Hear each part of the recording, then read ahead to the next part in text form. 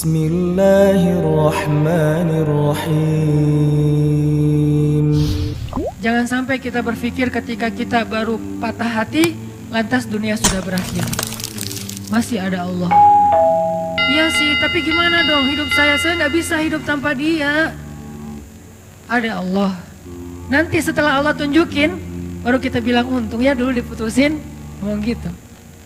Udah gitu kayak pamer gitu ke mantan nih biar dia nyesel. Wah, posting yang keren-keren, hasil editan, pencitraan. Karena salah satu prestasi kita tuh bisa bikin mantannya nyesel gitu kan.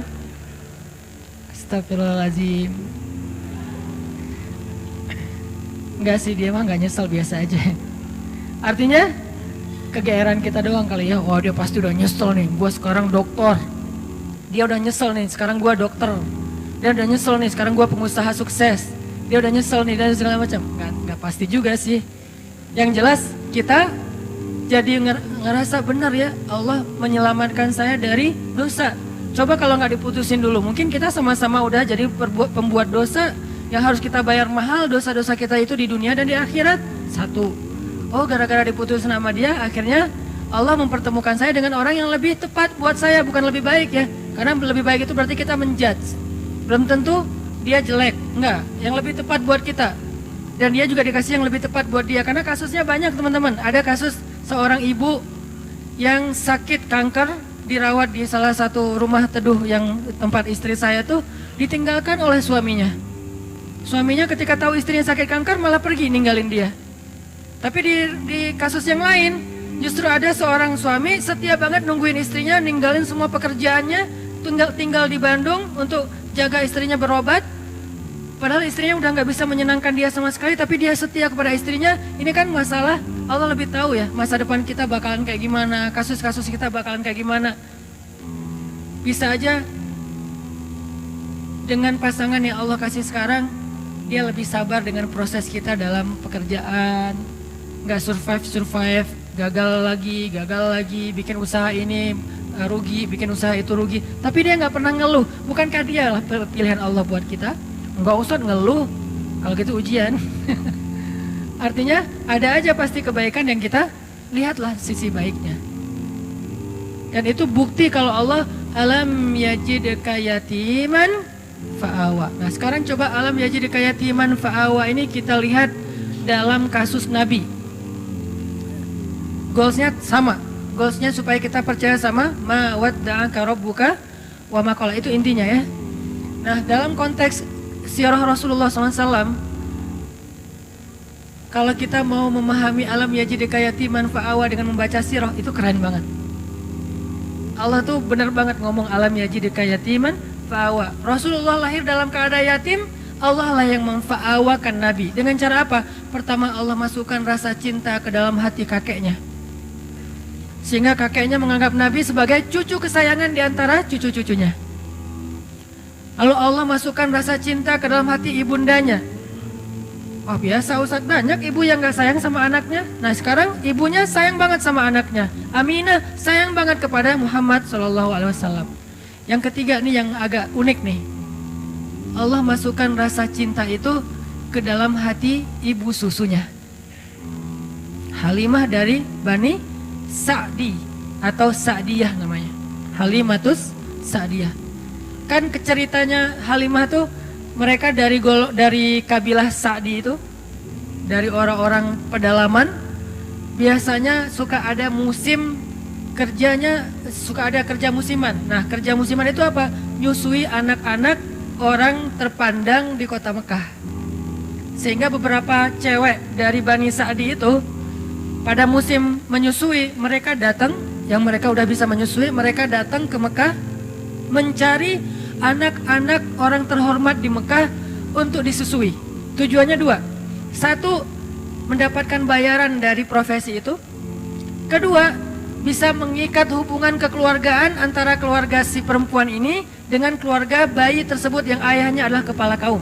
Itu tujuan menyusui pada masa itu.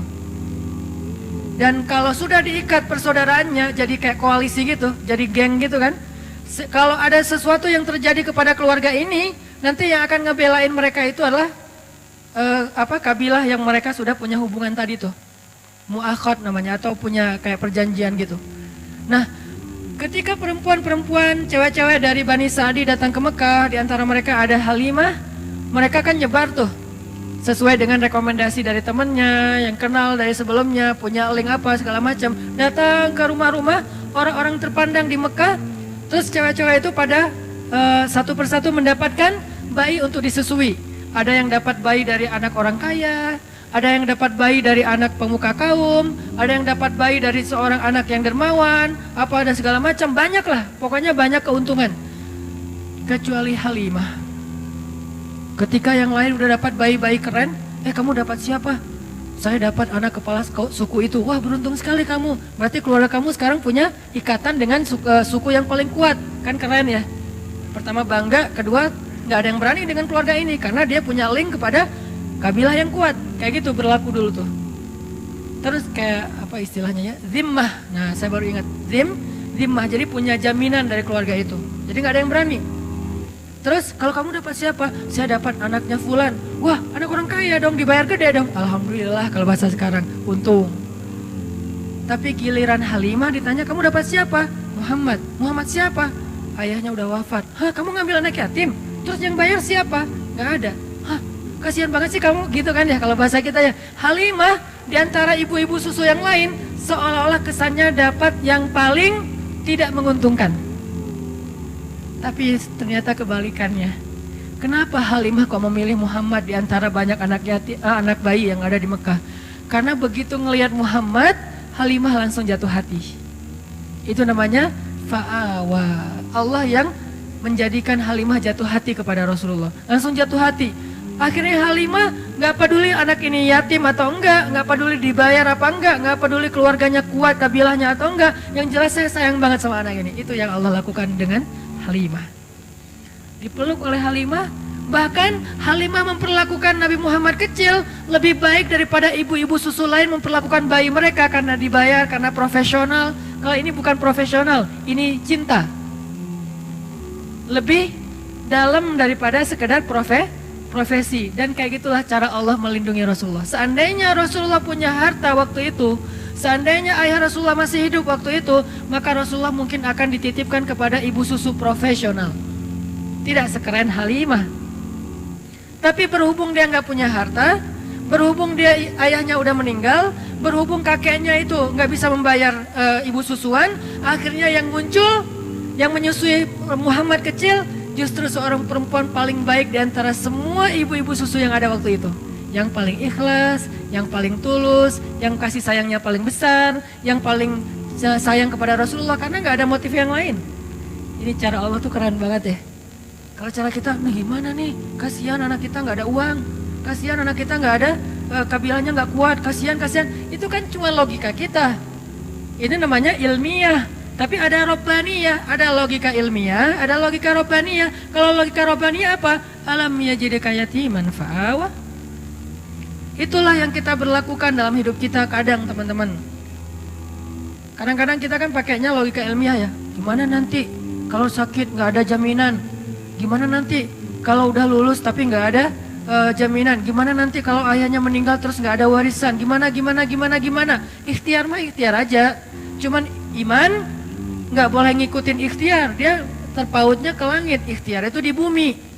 Udah aja yakin sama Allah. Alam yajidka yatiman fa'awa. Saya anak tukang pangkas, tapi kuliah di Mesir. Saya anak seorang ibu yang cuma ibu rumah tangga, punya warung kecil di depan rumah, tapi nggak pernah untung. Soalnya dimakan sama anaknya semua tuh, semua dagangan. Jual apa? Mak, boleh ambil. Jadi kerjaan kita tuh makanin warung mak. Jadi nggak pernah untung. Yang ada rugi. Kok bisa kuliah di Mesir? Bukankah alam yajidka yatiman fa'awa? Allah punya banyak cara. Bisa aja Allah kasih caranya dengan saya ada sedikit prestasi dalam bidang tarik suara gitu. Musabakoh maksudnya. Bidang musabakoh kayak alhamdulillah pas tampil bukan karena saya ngajinya bagus, kebenaran musabik itu mutasabik. Peserta yang lain asal tampil serak wae. Yang ini serak, ini salah baca. Ya udah alhamdulillah menang ya. Bukan karena bacanya keren, karena yang lain lagi nggak fit. Walaupun didoain juga sih, ya Allah serak dong please. Pas ngaji, jadi agak-agak kurang ikhlas juga namanya musabaqah anak-anak ya, kayak atlet gitu karena semangat ya semangat, jatuh dong jatuh, wah jatuh gitu. Jadi artinya kayak tadi lah tanding Pevi ya, Pevi Sanggu tadi teh nonton sama teman-teman. Begitu yang Jepang kan pas Sanggu yang street itu, yang pas Jepangnya main, yang keempat kan bagus semua tuh. Landingnya bagus, sempurna, skornya 8,7 tinggi-tinggi gitu. Pas yang kelima, oh ya Allah jatuh beneran. Wah akhirnya kita kayak bahagia gitu kan, lawannya jatuh gitu kan, berarti Sanggu bisa naik nih. Sanggu juga jatuh. Jadi kita doa, orang Jepang juga doa, tapi sama-sama karena mungkin bukan masalah ibadah, ya Allah yang menentukan yang terbaik. Tapi ala kulihal overall sih keren, pride, barakallah buat Sanggu dan Pevi. Streaming, mudah-mudahan tetap semangat. Oke, balik lagi intermezzo. Teman-teman, jadi Allah memilihkan untuk seorang Muhammad kecil, ibu susuan terbaik, justru dengan cara apa? Gak punya modal, gak punya pengaruh, akhirnya dapatlah gak punya ayah, malah dapat ibu susuan terbaik. Kalau masih ada ayahnya, kalau ada modalnya, kalau punya pengaruh, pasti yang dapat itu ibu susuan yang ada maunya. Ini cara Allah teman-teman. Alam yajidka yatiman fa'awa. Selesaikah di situ? Belum. Selesai era susuan, bahkan Allah memilih untuk Nabi itu tempat beliau tumbuh dan belajar bahasa adalah tempat kabilah yang paling baik. Karena ada beberapa ibu susuan dari kabilah-kabilah yang banyak, Allah pilih untuk Rasulullah kabilah Sa'diyah. Kabilah Sa'diyah ini apa? Yang ngomong bahasa Arabnya tuh paling lekoh. Yang ngomong bahasa Arabnya paling lekoh di antara orang Arab. Yang paling ningrat gitu kalau ngomong. Saya pernah jalan sekali ke New Zealand. Belum pernah ke London sih, jadi tahu Britishnya lewat New Zealand. Kalau ke Singapura kan beberapa kali lah ya. Bukan karena banyak duit, bukan. Karena transit. Ke Singapura beberapa kali lah ya. Dengar scene English kan beda banget ya. Dengar scene English tuh kayak nggak pakai aturan, nggak pakai grammar, nggak pakai apa, nggak ada lekoh-lekohnya, apa gitu, santai ngomongnya. Tapi terus ada bahasa Inggrisnya American lah, orang Amerika yang slang kayak gitu-gitu.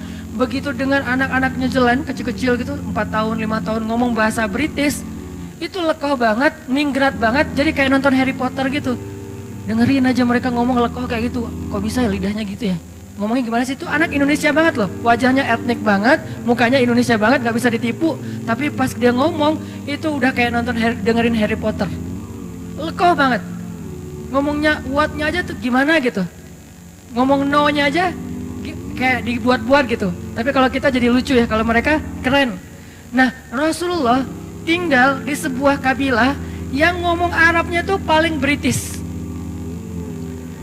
Dalam analogi kita ya, yang ngomong Arabnya bukan sin English, bukan sin Arabic, tapi Britishnya Arabic. Yang paling lekoh, yang paling ningrat, yang diksinya itu yang paling tinggi, sehingga Nabi tumbuh dengan bahasa yang seperti itu di Bani Sa'diyah. Ini skenario dari Allah. Wa wajadaka alam yajidka yatiman fa'awa. Kalau sekolah kayak gitu mahal. Sekolah Arabic yang British banget mahal tuh. Dan yang sanggup sekolah kayak gitu hanya orang-orang kaya. Rasulullah, Allah punya cara sendiri. Allah tuh luar biasa, luar biasa. Gak ada duit, gak masalah kata Allah. Nanti aku undang aja hambaku yang paling tulus, yang dia bisa ngajarin hambaku ini bahasa Arab yang paling British. Arab yang paling British, ini jangan di-cut ya, jadi salah paham. Arab British apa maksudnya Ustadz? Maksudnya elegan gitu. Maksudnya elegan, lekoh, ningrat, diksinya keren. Nah setelah Nabi lekoh bahasa Arabnya, era pendidikan bahasanya udah selesai. Kan yang paling bagus bahasa itu dari kecil ya. Karena anak kecil cepat menyerap bahasa. Baru nanti dia, kayak anak saya orang Aceh, istri orang Jawa, tinggal di Bandung. Tapi kalau ngomong bahasa di rumah, dia yang paling nyunda. Karena teman-temannya anak-anak Bandung gitu. Jadi kalau dia ngomong Aisyah, Maryam tuh kalau ngomong sama saya malah kadang-kadang sering nanyanya ke Aisyah, Aisyah ini artinya apa sih? Aisyah yang ngajarin. Kenapa? Karena dia tumbuhnya di Bandung. Kalau dia tumbuhnya di Aceh, dia bakalan bahasa Aceh. Kalau dia tumbuhnya di Surabaya, dia bakalan bahasa Surabaya. Nah, masing-masing dikasih lingkungannya. Nah, Rasul tumbuhnya di Bani Sa'di, bahasanya paling bagus. Udah selesai? Belum. Nanti ada era lagi, kedua, setelah masanya Abdul Muthalib, Aminah, Halimah, nanti ada era kedua. Awalnya dinaungi atau dipelihara oleh pamannya Abu Thalib. Ini era periode kedua. Dan ini juga luar biasa. Abu Thalib punya banyak anak, tapi yang paling disayang justru ponakannya. Punya banyak anak, tapi yang paling disayang justru ponakannya. Kemana-mana pergi pasti yang dibonceng ponakannya.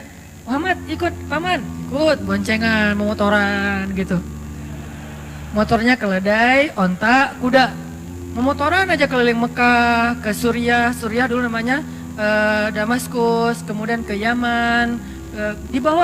Yang dibawa memotoran sama Abu Thalib touring kemana-mana itu siapa? Ponakannya, bukan anaknya justru. Kenapa bisa kayak gitu? Allah masukkan cinta ke dalam hati Abu Thalib sehingga diantara semua keluarganya yang paling disayang justru bukan anaknya tapi ponakannya. Allah yang bikin kayak gitu. Sehingga karena sayangnya Abu Thalib kepada Rasulullah kecil, Muhammad kecil, akhirnya Abu Thalib tuh mikirin banget pendidikan Muhammad kecil. Mikirin banget. Gimana ya cara anak ini jadi seorang pemimpin? Anak-anak yang lain gak gitu-gitu amat. Tapi yang ini difikirin sama kayak seorang ayah mikirin nanti dia SD-nya di mana yang bagus ya? Browsing, banding-bandingin, komparasi yang satu dengan yang lain, harga, kurikulum segala macam kan ya? Nanti SMP-nya di mana ya? Nanti dia belajar ini di mana ya? Nanti dia belajar itu di mana ya? Sama kayak sekarang saya mikir anak saya nanti kalau yang dia laki-laki dia harus bisa satu. Buat saya pribadi ini subjektif banget ya. Karena saya mengkader dia rambutnya harus panjang keriting, berarti dia surfing skateboard. Karena model rambut udah dapet nih, kayak reggae banget lah ya. Surfing skateboard harus bisa. Berarti belakang rumah saya harus bikin mini rem, biar dia latihan sendiri gitu. Satu. Dari sisi mainnya. Dari sisi intelektualnya, mulai sekarang karena istri memang sama-sama belajar di Mesir. Diajarin bahasa Arab. Jadi kita kalau ngomong rahasia dengan istri di rumah udah ketahuan sama anak-anak, tahu. Walaupun mereka nggak bisa ngomong bahasa Arab tapi ngerti kalau kita ngomong bahasa Arab. Saya misalnya bilang mau sesekali makan mie instan gitu kan ya. Kan biar anak-anak nggak ikut-ikutan, saya ngomongnya rahasia sama istri pakai bahasa Arab. Saya pengen makan makaronah gitu ya. Baba mau makan mie instan ya. Gitu langsung. Ketahuan, nggak bisa rahasia-rahasiaan lagi atau mau keluar gitu. Kita keluar berduaan yuk, tapi pakai bahasa Arab. Gitulah pokoknya. Jadi kita keluar berdua nih, gak usah bawa anak-anak, pasti ketahuan.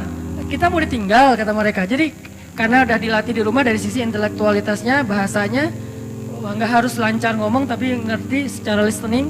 Terus Al-Qur'annya, pokoknya bagian saya mah main aja. Bagian yang tadi pendidikan, apa segala macam, istri aja lah. Ngafal Quran, ngafal hadis, bahasa Arab. Yaudah sama Umi aja deh. Sama Bapak apa? Yuk kita jalan yuk, yuk kita main yuk. Bagian seru-seruan gitu.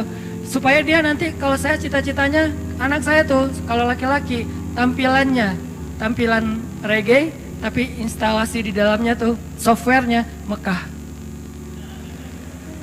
Jadi anak main tapi hafal Quran, pengennya mah ya namanya juga orang tua kan ya. Nah Abu Thalib mikir banget buat Muhammad kecil. Gimana anak ini jadi seorang leader? Gimana anak ini jadi seorang yang luar biasa, pemimpin umat, itu difikirin sama Abu Thalib. Kenapa kok bisa gitu-gitu amat? Allah titipin Muhammad kepada Abu Thalib.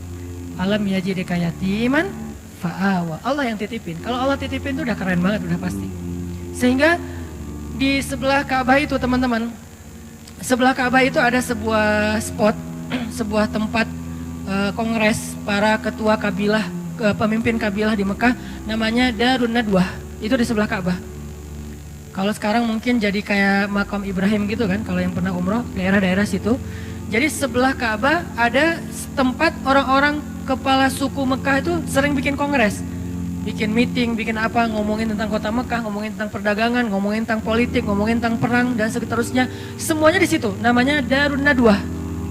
Nah biasanya setiap ketua kabilah kalau pergi ke Darun Nadwah itu mereka bawa anak kesayangannya yang laki-laki sebagai kaderisasi.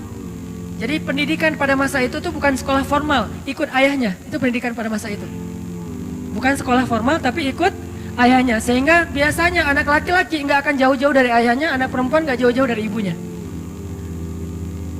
Sehingga Nabi SAW ternyata selalu dipilih oleh Abu Thalib di antara anak-anaknya untuk ikut Abu Thalib ke Darun Nadwah. Yang lain milih anak laki-lakinya, Abu Thalib milih ponakannya. Coba, ngapain dipilih ikut dalam Darun Nadwah? Nanti di Darun Nadwah dia duduk di sebelah Abu Thalib.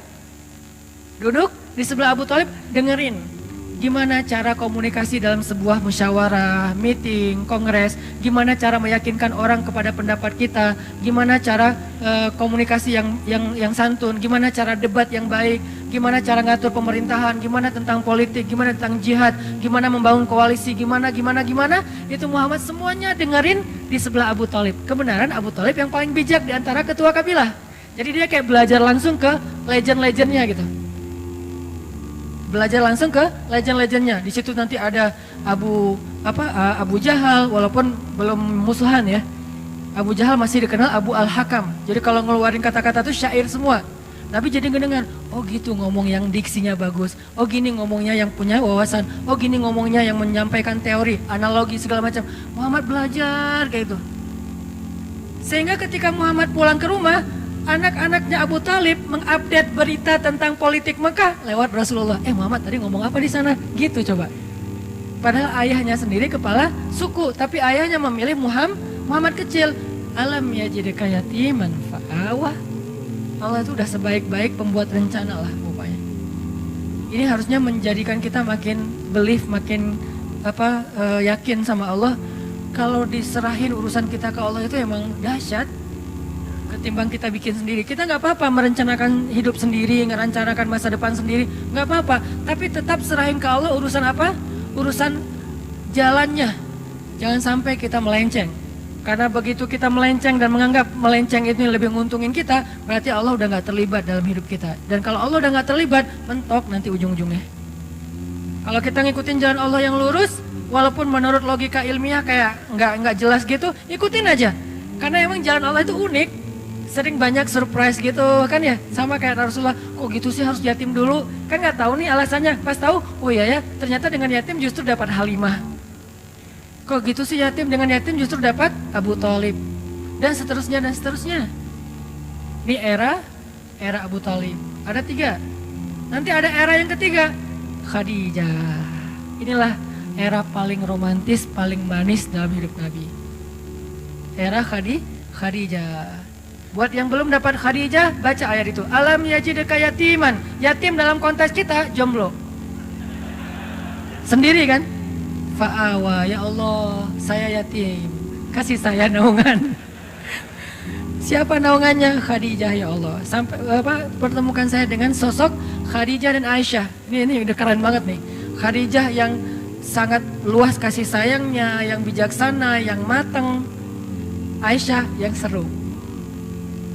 Faraha, maraha. Itu kata ulama tentang Aisyah. Faraha, maraha. Apa Ustaz arti faraha, maraha? Seru. Kalau biasanya saya nggak pakai teks Arab, sekarang saya pakai biar jelas. Artinya saya punya referensi ya. Walaupun gini-gini, LCJ. Kata Ustaz Abdul Somad, at-takabbur lil mutakabbir sedekah. Sombong kepada orang yang sombong, sedekah. Sombong sekali-kali. Kata ulama, Aisyah itu farahah, marahah. Artinya apa? Seru, asik, nggak garing, nggak ada habisnya. Pokoknya Nabi kalau udah dekat Aisyah, happy pasti. Duduk di sebelah Aisyah, ketawa Nabi sampai kelihatan gerahamnya. Berarti kan happy banget kan? Jarang ada sahabat yang berhasil bikin Nabi ketawa sampai kelihatan geraham loh, kecuali Aisyah. Dan kata Nabi, Aisyah itu seperti garam. Artinya makanan, mau bumbunya seabrek-abrek, nggak ada garam, tetap aja ada yang kurang. Nabi mau jalan sama siapa aja, ada Abu Bakar, ada Umar, ada Utsman, ada Ali, ada seabrek sahabat. Kalau nggak ada Aisyah, aduh kangen sama Aisyah gitu. Sama kayak kita lagi meeting sama teman-teman, lagi ngumpul sama teman-teman, tiba-tiba sambil meeting sambil japrian, yang garing nih nggak ada kamu. Itu tuh Aisyah banget loh. Jadi Allah memelihara Rasulullah SAW itu era yang ketiganya siapa? Era Khadijah, masanya Khadijah. Apa salah satu ayat tentang fa'awanya Rasul di masa Khadijah?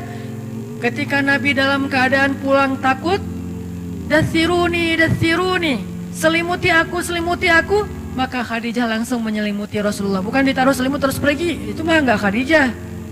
Ini buat cewek-cewek di luar, kalau kalian pengen jadi Khadijah atau calon Khadijah, jangan cuma ngasih selimut terus pergi nonton, update status sendiri di luar kayak gitu. Enggak, Khadijah itu menyelimuti Rasulullah dengan selimut dan juga dengan tubuhnya, dipeluk Rasulullah. Sehingga dikatakan oleh ulama, Khadijah adalah salah satu perempuan yang di dalam pelukannya lah Nabi mendapatkan wahyu. Salah satu perempuan selain Aisyah yang di dalam pelukannya Nabi mendapatkan wahyu. Wahyunya mana? Ya ayyuhal muddathir. Itu Khadijah lagi meluk Rasul. Pelukan Khadijah sakinah buat Rasulullah SAW. Makanya saya sering bilang sakinah itu cuma ada 2 tempat. Duduk dalam majelis ilmu dan dipeluk oleh istri yang halal. Pacar halal maksudnya. Istri udah pasti halal mah ya. Pacar halal. Kalau nggak ada pacar halal, duduk dalam majelis ilmu. Kalau dua-duanya enggak, berarti nggak sakinah hidupnya. Kalau dua-duanya iya, wah itu mah sakinah banget. Alhamdulillah. Tenang duduk di masjid, sakinah, pulang ke rumah, sakinah. Sesekali doang turbulence. Tapi seringnya stabil. Turbulence biasa lah. Rasulullah juga pernah turbulence dengan Aisyah. Ketika Aisyah cemburu kan wajar lah ya. Tapi Khadijah memeluk Rasulullah. Itulah fa'awanya Rasul yang ketiga. Terus pulang dalam keadaan sedih karena diomongin, dibully, dihead sama orang-orang Mekah. Pulang zammiluni. Dipeluk lagi sama Khadijah. Ya ayyuhal muzammil. 2 kali adegan dipeluk sama Khadijah dan turun wahyu dalam pelukan Khadijah. Ini artinya teman-teman, benarlah Allah alam yajidka yatiman fa'awa, dan itu artinya ma wadda'aka rabbuka wa ma qala. Sekarang kita bandingkan dengan Nabi Musa di surat Al-Qasas. Nanti teman-teman baca sendiri karena nggak cukup waktu buat kita baca sekarang, nanti baca sendiri. Di surat Al-Qasas di halaman keduanya paling atas tuh 1 halaman Allah mengisahkan bagaimana seorang Musa yatim, bukan yatim dalam arti nggak punya ayah ya, yatim dalam arti sendiri dihanyutkan ke Sungai Nil. Kan Allah mengilhamkan kepada Ibu Musa yang tadi juga ada di surat Toha yang tadi dibacain pas sholat Isya. Nah, bagaimana ketika Allah menyuruh Ibu Musa menghanyutkan Musa ke Sungai Nil sendiri? Bukan berdua dengan ibunya di dalam peti gitu. Gak tega ninggalin anak sendiri, ya udah saya peluk aja berdua yuk nak hanyut gitu. Enggak, hanyutnya sendiri. Ibunya cuma ngelihat dari kejauhan sampai hilang dari pandangan ibunya. Tetehnya ngikutin semampunya. Kan Musa juga punya teteh ya. Tetehnya ngikutin. Mana adek. Begitu hanyut. Tujuan hanyutnya buat apa? Tujuan dihanyutkan menghindari dari Fir'aun kan itu kan ya, niat manusia. Tapi Allah punya cara kan? Kita punya keinginan, Allah punya keinginan. Dan keinginan Allah tidak mungkin ditolak. Dihanyutkan di Sungai Nil menjauh dari Firaun. Qadarullah malah masuk ke sebuah selokan sampai ke istana Firaun. Ini nih, kok gini ya caranya ya? Nah, hidup kita kadang kayak gitu teman-teman. Gak mau sama dia, amit-amit sama dia. Dia juga yang jadi akhirnya sama kita. Hati-hati ya. Ini salah satunya nih. Gitu banget. Ya Allah, please jangan dia.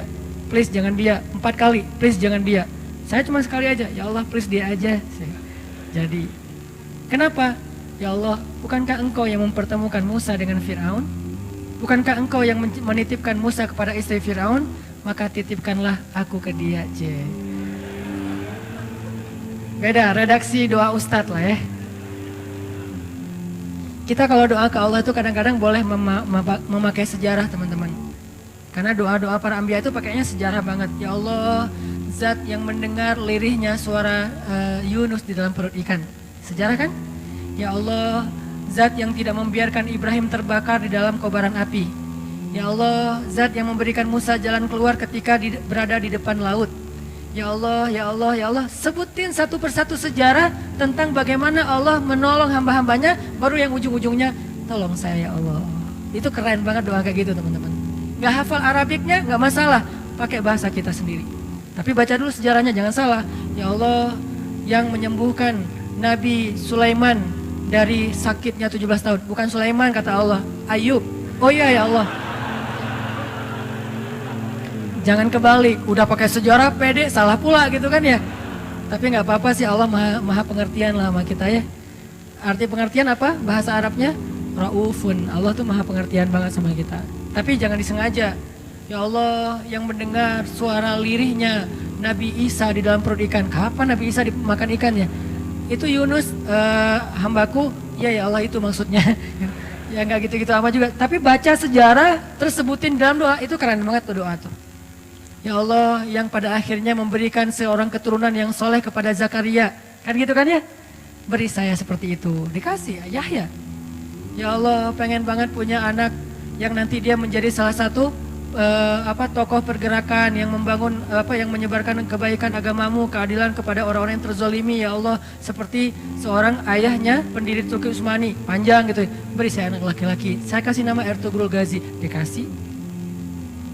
Sebutin sejarah, baca sejarah, karena saya senang banget sama sejarah. Buat saya sejarah itu kayak nonton film. Karena saya hobinya nonton, daripada saya cuma nonton film entertain, kenapa nggak nonton film sejarah? Nonton film sejarah bisa dalam makna nonton filmnya atau baca bukunya, itu keren banget.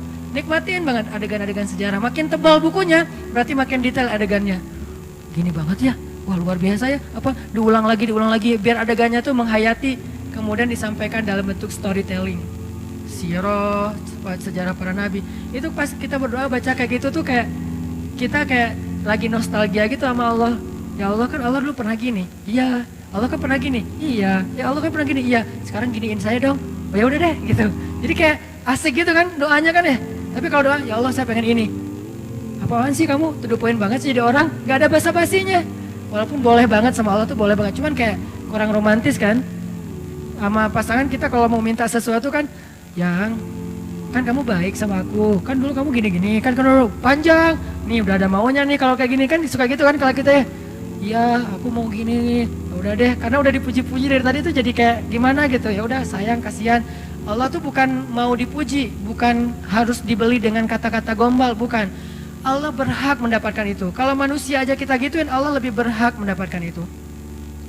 Bukan karena Allah pengen digituin, tapi Allah yang paling berhak mendapatkan semua gituin. Maksudnya semua pujian kita gitu. Itu teman-teman. Jadi balik ke Musa, akhirnya hanyut ke sewakan, masuk ke tempat pemandian keluarga besar Firaun ditemukan.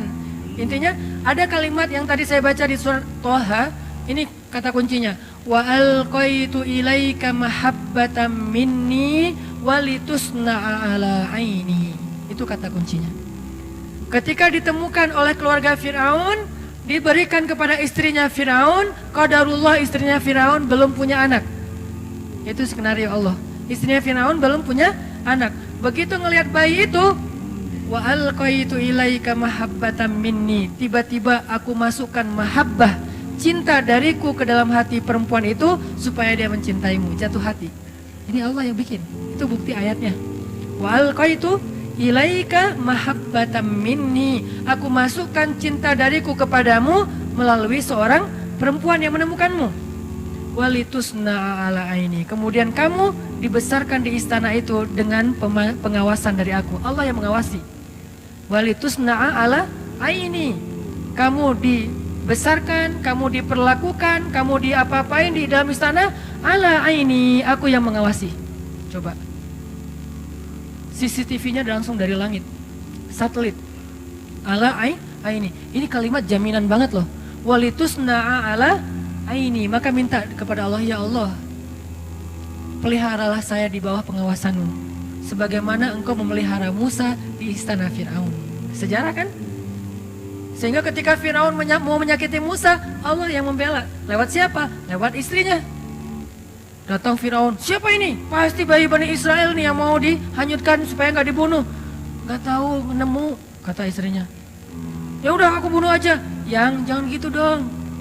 Kalau udah diyang-yangin kan susah ya sama istrinya. Istrinya cantik pula, keren lagi tuh, dan kesayangan Firaun banget.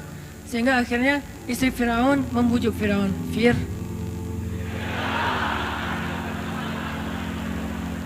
kata istrinya, qurratu ainin li walak. Bahasa Al-Qasasnya qurratu ainin li walak. Anak ini nyenengin banget loh, kan aku gak punya anak, aku gak nyalahin kamu kok. Tapi ternyata Tuhan mengasihi kita, memberi kita gantinya ini anak qurratu ainun li walak, nyenengin banget. Kamu seneng kan ngeliat dia? Enggak, qurratu ainin lak laisa li. Kamu, saya enggak. Kamu dong yang cinta sama dia, saya enggak, biasa aja. Ya udah nggak apa-apa, yang penting kan kamu seneng kan? Kalau aku seneng, iya sih, ya udah, beres. Ini cara Allah, walitusna'a ala aini. Kamu dibesarkan di situ dengan pengawasanku. Aku yang ngebelain kamu, aku yang menjaga kamu. Kalau kamu mau dicelakai oleh Firaun pas hari mau disembelih hidup-hidup, akhirnya aku kasih ide kepada istrimu, istri Firaun, supaya menjaga kamu dengan cara dikasih pilihan. Pokoknya singkat cerita kayak gitu lah, panjang kalau diceritain. Intinya akhirnya Musa selamat. Nanti masih ada adegan wajadaka ailan fa'aghna. Lapar kan Musa? Tiba-tiba bikin audisi menyusui. Mirip dengan Rasulullah, cuman nggak pakai audisi kalau Rasulullah. Ini mirip banget nih ceritanya. Rasulullah cari ibu susu, Musa juga nyari ibu susu. Bedanya ibu susunya Musa, ibunya sendiri. Ibu susunya Rasulullah perempuan soleha juga. Cuman beda kasus, beda model. Intinya wajadaka ailan fa'aghna. Itu teman-teman, insyaallah ternyata baru dapat satu ayat. Alam yajidka yatiman fa'awa. Itulah tafsir teman-teman. Itulah yang kita pelajari di Mesir, di Al-Azhar. Satu ayat itu kalau mau dibedah lebih dalam lagi mungkin banyak komparatif dengan surat-surat yang lain akan lebih panjang. Tapi intinya sih bukan mau pamer ayat, pamer wawasan, bukan. Intinya adalah harusnya semua wawasan yang kita dengar tadi membangun iman di hati kita. Liyazdadu imanan ma imanihim, bertambahnya keyakinan di dalam hati kita tentang apa? Tentang Allah. Ma wadda'aka rabbuka wa ma qala. Allah tuh gak pernah ninggalin kamu, gak pernah benci sama kamu. Insyaallah next week kita akan bahas wa wajadaka dhallan fahada. Masih panjang surat Ad-Duha. Gak apa-apa ya lama-lama di surat Ad-Duha. Yang penting mendalam dan setiap ayatnya bisa jadi booster buat kita.